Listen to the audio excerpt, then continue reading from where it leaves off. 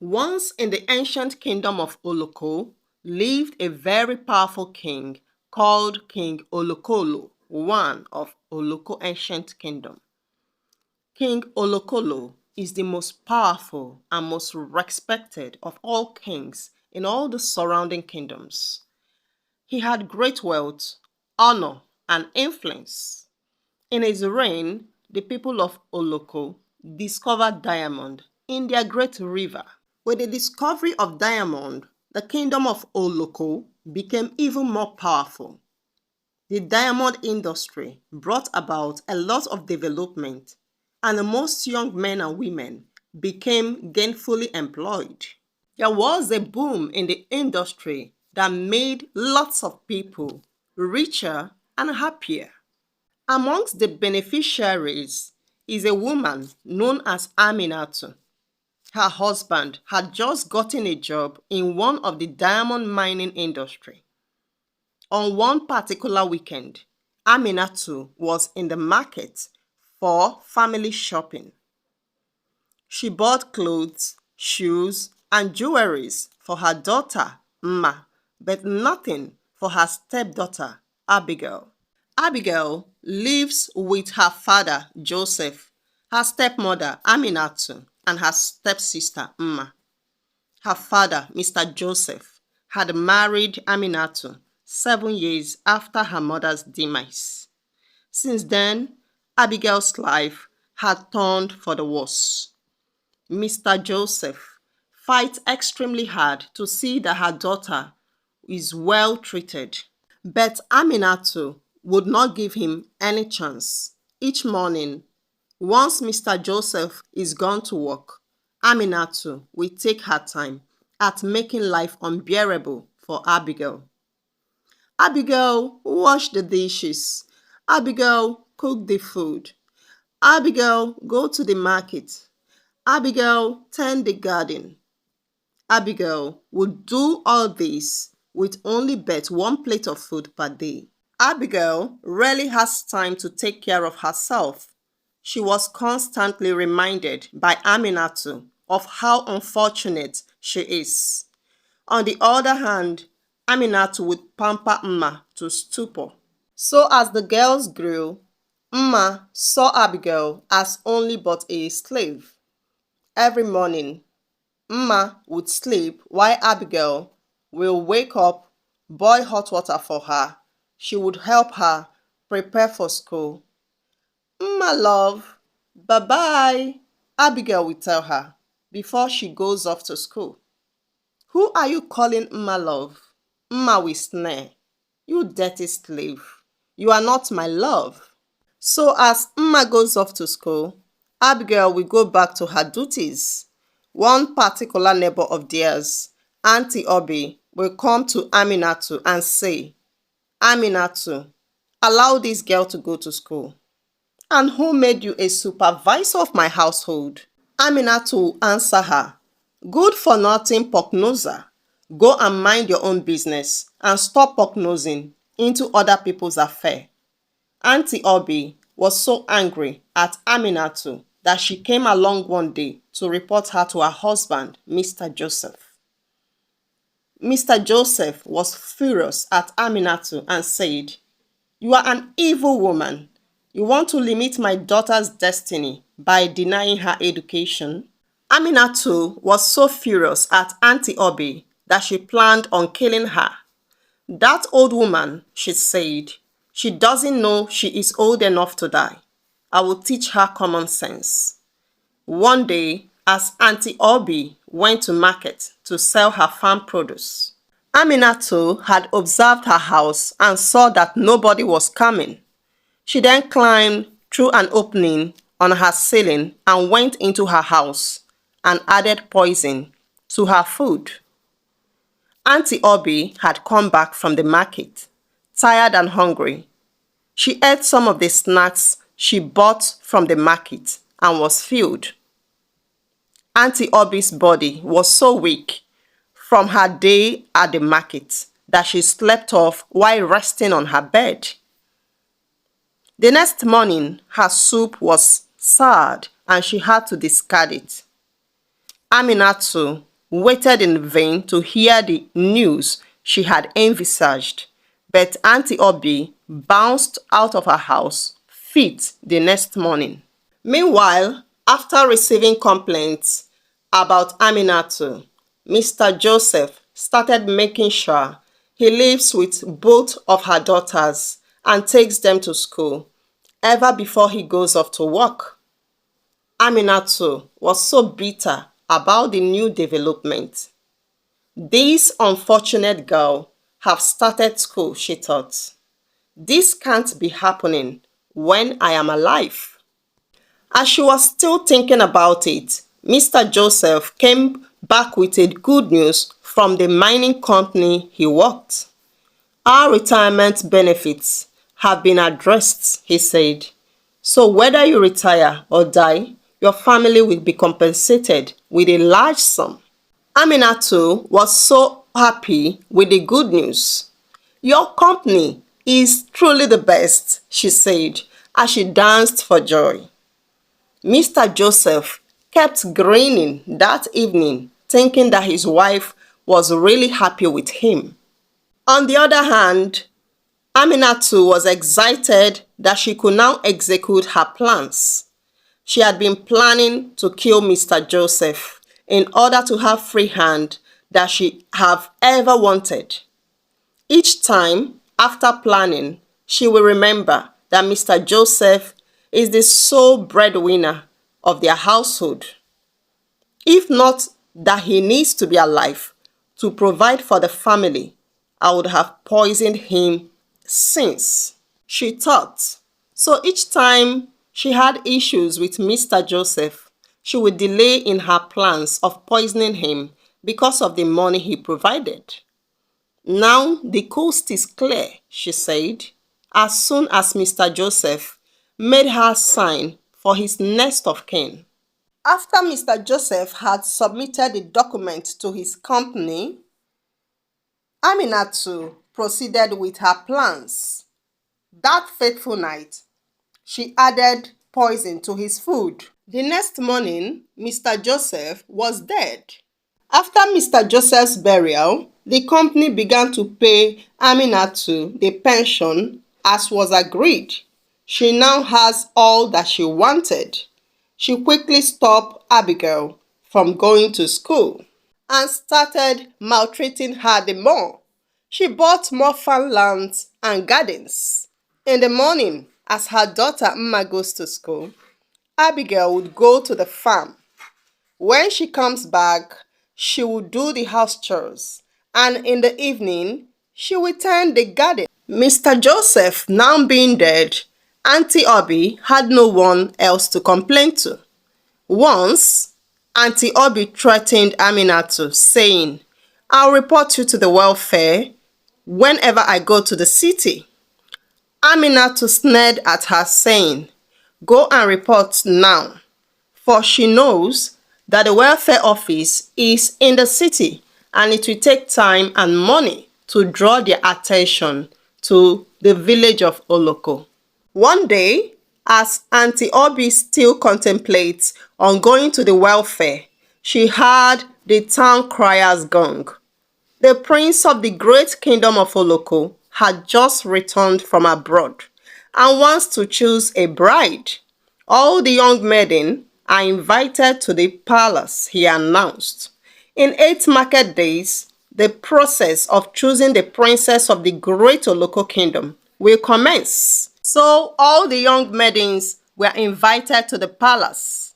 Auntie Obi was joyful and hopeful at the announcement. Maybe, just maybe, I can find settlement for this poor orphan girl, she thought. Aminatu was so happy at the announcement too. The next day, she was at Ololo shrine, where she usually gets all her charms and poisons. She met with the master of Ololo shrine and explained to him her needs. Give my daughter a charm that will make the prince fall in love with her, she said. If my daughter succeeds in becoming the princess, you know that we will change your levels in return, she promised. Soon, the expected day for the maidens to arrive at the palace came. Auntie Obi had already told Abigail not to disclose her going to the palace to her stepmother, Aminatu. Abigail quickly finished her chores, took her bath, and sneaked to Auntie Obi's house. By this time, her stepsister Mma had already gone to the palace. She quickly changed into a beautiful cloth Auntie Obi bought for her and carried the little bag Auntie Obi had packed for her and set off to the palace. At the palace gate, she saw Aminatu. She was surprised that Abigail was there. She eyed her and gave her signs for her to go back. But Abigail ignored her. The gatekeepers promptly welcomed her and showed her one of the rooms prepared for the girls. There were 10 young maidens who had come to the palace, each one of them with the dream of being married by the prince. After Abigail settled down into her room, she prayed a simple prayer and said, "Dear God, if only you can give me a chance to work in this palace as one of the domestic staff so that I can earn a decent living, I'll be grateful. As I can earn a decent living, I'll be grateful." As days went by, the testing exercise began. In the morning, the supervisor, Madam Nkechi, would go round the rooms to inspect it.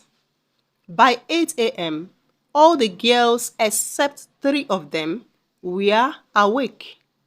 Abigail had tidied her room, made her bed, and was already at the kitchen, helping out with the breakfast.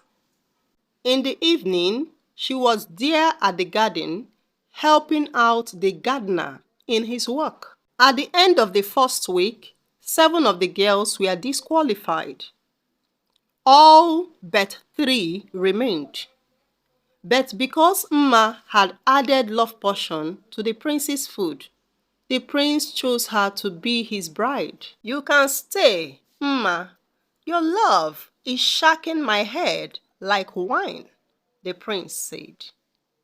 Mma was therefore reinstated back, and the news quickly spread to Aminatu. Aminatu could hardly hold her joy on hearing the good news. The charm which she had secretly given her daughter had worked. She went back to Ololo shrine and thanked the chief priest, saying, "After my daughter becomes the princess, you will come and live in the palace." Encouraged by her mother Aminatu, Mma started sneaking into Prince Emeka's room to sleep with him. Aminatu was overjoyed at the development.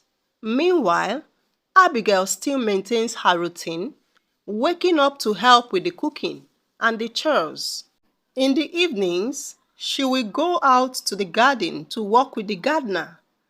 One particular evening, she got talking with the gardener and said, "If only you can help me get a job to tend this beautiful garden with you, then I can work with you in this palace." The gardener was puzzled at her words. "Don't you want to be the princess?" he asked. "Other girls are scrambling for it." "No, I just want to live a simple life with the person I love, and both of us could be happy together," she explained. Uche, still surprised, asked her, saying, "Do you think that if you marry a gardener like me, my salary can still give you the kind of happiness you dream?" Abigail laughed heartily. "Salary? Happiness? Happiness comes from the soul and does not depend on what you have," she said. "I truly don't want to go back to live with my stepmother after this. I just want to be with someone I love so that we can share our lives together and be happy." Hmm, Uche said. So every evening, Abigail and Uche will meet at the garden. They will work together, tending the crops and making the garden look so beautiful. It seems you enjoy gardening, Uche asked one particular evening after they had worked together. Yes, Abigail said, laughing heartily.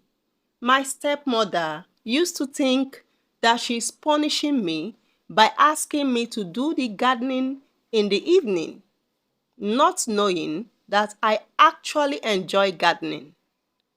Uche drew closer to her to listen to more of her gist. So tell me, Abigail, how old are you? Uche asked.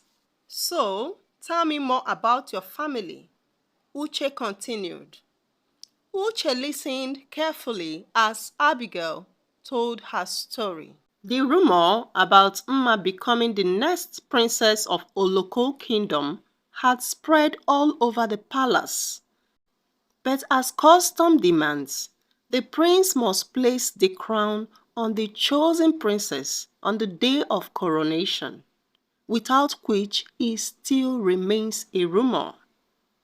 King Oloko therefore summoned the three remaining young girls and said, as customs of Oloko kingdom demands, a crown will be placed on the chosen one by the prince of Oloko on the day of his coronation. The day of coronation is in 7 market days. So, let's see which of you will wear the crown. The coronation was to be in 7 market days, and Aminatu had prepared her daughter Mma, using all her money to buy her expensive apparel and jewelries. On the day of the coronation, the entire people of Oloko Kingdom were gathered in King Olokolo's palace. The coronation of the prince was an eventful one. The three young maidens were allowed to go back home and to come on the day of the coronation from their houses. They were Mma, Ngozi, and Abigail. Mma was stunning in the apparel her mother Aminatu had bought her. Abigail, on the other hand, was not allowed to go to the palace except for the timely intervention of Auntie Obi, who threatened Aminatu, saying, Aminatu, you are such an evil woman. If by any chance you deny Abigail her chance of attending this coronation, I will report you to the king. Aminato's eyes widened as she sneered at Auntie Obi mockingly. Today is the end of the discussion. After my daughter is crowned the princess of Oloko Kingdom, I will make sure both you and Abigail are banished from this kingdom, she threatened. On the day of the coronation, all the maidens were seated early apart from Abigail. She arrived late wearing a simple gown which Auntie Obi had given her. The whole people of Oloko danced and cheered to the success of their great kingdom and the discovery of the diamond which had made them richer. Then the prince was introduced, but to their great amazement, it was not whom they thought he was. Emeka recently works in the palace and was referred to as the prince. But Uche was the real prince. He had been schooling abroad ever since he was a teenager. As Uche was introduced and coronated, he went straight to Abigail and put a crown on her head, taking her by the hand to his father, the king Olokolo. Mma and her mother, Aminatu, opened their mouths in astonishment. Aminatu bowed her head in shame. But why? Why, Mama? Why does Abigail always get the good things? Mma asked. Because she is the good one, came Auntie Obi's reply.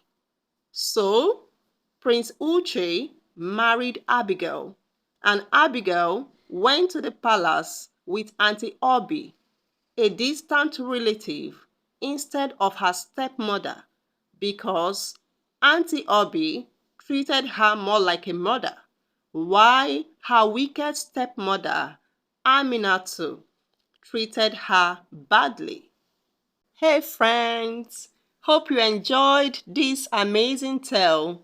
What are your takes on it? Please kindly share with us on the comment section below and subscribe as we load you with lots of amazing tales from African Tales by Oma.